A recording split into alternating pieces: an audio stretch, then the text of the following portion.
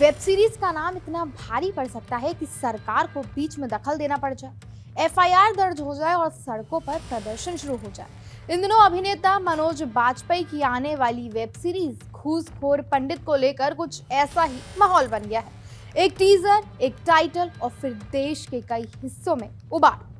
सवाल यही है कि आखिर इस नाम में ऐसा क्या था जिसने इसे इतना बड़ा विवाद बना दिया। बुधवार को मुंबई में एक इवेंट के दौरान इस वेब सीरीज की घोषणा हुई। टीजर लॉन्च हुआ और बताया गया कि इसमें मनोज बाजपेयी एक भ्रष्ट और अनैतिक पुलिस अधिकारी अजय दीक्षित की भूमिका में नजर आएंगे, जिसे लोग पंडित के नाम से जानते हैं। निर्देशक इसका रितेश शाह का है और कहानी रितेश शाह और नीरज पांडे ने मिलकर लिखी है। नुसरत भारूचा और साकिब सलीम भी अहम किरदार में हैं। ओटीटी प्लेटफॉर्म नेटफ्लिक्स पर रिलीज होने वाली इस सीरीज को एक सख्त सिस्टम क्रिटिक ड्रामा के तौर पर देखा जा रहा था, लेकिन कहानी से पहले ही इसका नाम विवाद का केंद्र बन गया।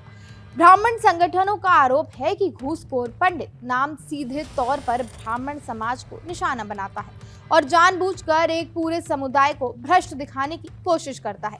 देखते ही देखते लखनऊ में सीरीज से जुड़े लोगों के खिलाफ एफआईआर दर्ज कराई गई। इसके बाद बहराइच, कानपुर, आगरा, फिरोजाबाद जैसे कई जिलों में विरोध प्रदर्शन शुरू हो गया। कहीं विज्ञापन सौंपे गई तो कहीं नारेबाजी हुई। प्रदर्शनकारियों की मांग साफ थी, या तो इस वेब सीरीज पर तुरंत रोक लगा दें या फिर इसके नाम और कंटेंट में बदलाव कर दें। राष्ट्रीय महासंघ समेत कई ब्राह्मण संगठनों ने निर्माता नीरज पांडे, अभिनेता मनोज बाजपेयी और नेटफ्लिक्स इंडिया के अधिकारियों के खिलाफ कार्रवाई की मांग की। उनका कहना है कि फिल्म और वेब सीरीज के जरिए लगातार ब्राह्मण समाज की छवि खराब की जा रही है और इसे अब बर्दाश्त नहीं किया जाएगा। मामला जब तूल पकड़ने लगा तो उत्तर प्रदेश सरकार भी हरकत में आई। डिप्टी सीएम ब्रजेश पाठक के अनुरोध पर भारत सरकार ने इस वेब सीरीज के टाइटल को हटाने के निर्देश जारी कर दिए। साथ ही ये भी कहा गया कि भविष्य में किसी भी वर्ग विशेष पर ऐसी टिप्पणी ना की जाए जिससे सामाजिक तनाव यानी सोशल स्ट्रेस फैलने की आशंका हो। डिप्टी सीएम ने साफ कहा कि टीजर लॉन्च होते ही ब्राह्मण समाज आहत हुआ और इस तरह की सामग्री समाज में तनाव पैदा कर सकती है। योगी सरकार के कैबिनेट मंत्री दयाशंकर सिंह ने भी बयान दिया कि सरकार ने इस पूरे मामले पर संज्ञान लिया है। उन्होंने कहा कि नाम बदला जाएगा और जरूरत पड़ी तो कुछ दृश्य भी हटाए जाएंगे। सरकार किसी धार्मिक या सामाजिक भावनाओं को आहत नहीं होने देगी। हालांकि इस सबके बीच फिल्म पर हो रहे बवाल के बाद डायरेक्टर नीरज पंडित का भी बयान सामने आया है। सोशल मीडिया पर पोस्ट करते हुए उन्होंने लिखा कि हमारी फिल्म एक फिक्शनल कहानी है और पंडित उस किरदार की बोलचाल की भाषा में दिया हुआ नाम है।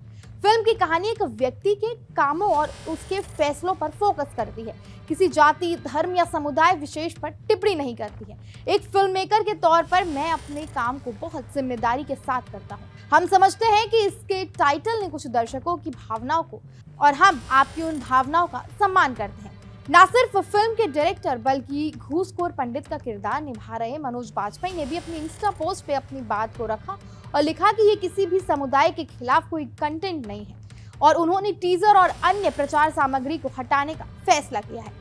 ये विवाद एक बार फिर याद दिलाता है कि भारत में सिनेमा और वेब सीरीज सिर्फ मनोरंजन नहीं बल्कि भावनाओं, पहचान और राजनीति से भी गहराई से जुड़े हुए हैं।